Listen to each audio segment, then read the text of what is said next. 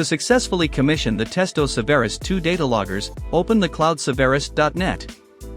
Log in using your access data.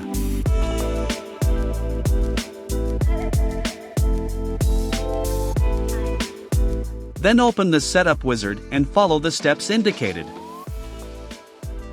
Remove the insulation strip on the back of the data logger.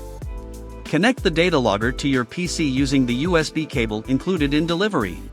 If the connection was successful, the connection symbol appears on the display of the data logger.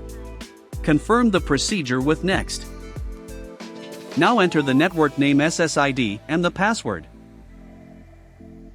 Then confirm the process via Create Configuration File. The Setup wizard will now show you the configuration file you created.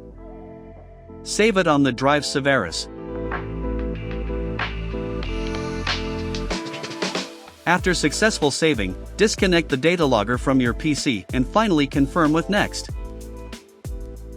Commissioning is successful when the WLAN symbol and the cloud symbol appear on the display of the data logger. Finally, finish the setup.